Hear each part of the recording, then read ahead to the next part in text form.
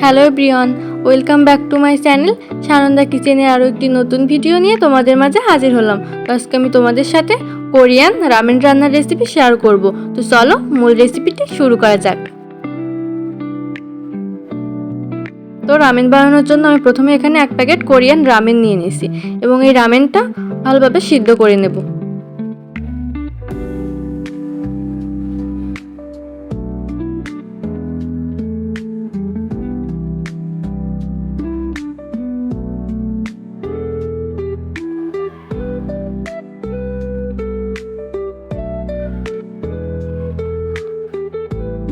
পাঁচ মিনিটের ভেতরে কিন্তু এটা খুব ভালোভাবে সিদ্ধ হয়ে গেছে। তো এবার আমি এখানে দিয়ে দিচ্ছি রামেনের যে মশলাটা ছিল সেই মশলাটা, আর দিয়ে দিচ্ছি ড্রাই ভেজিটেবল। এটাও কিন্তু ওই রামেনের প্যাকেটের ভিতরেই ছিল।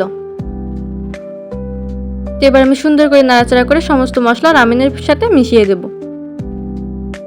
এটা বানানো কিন্তু একদম সহজ। হুটহাট করে ঝাল ঝাল কিছু খেতে চাইলে কিন্তু এটা আপনারা বানিয়ে নিতে পারবেন, একদমই কোনো প্যারা ছাড়া।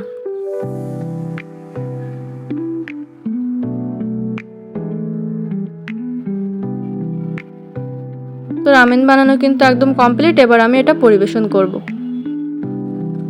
তো তোমরা যারা অনেক বেশি ঝাল খেতে পছন্দ করো আমার মতো, তাদের কিন্তু এটা অনেক বেশি ভালো লাগবে, অনেক বেশি পছন্দ হবে।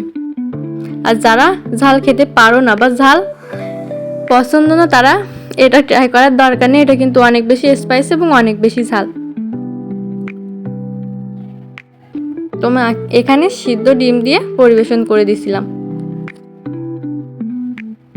তো কেমন লাগলো আজকের ভিডিওটি কমেন্ট করে জানাবেন।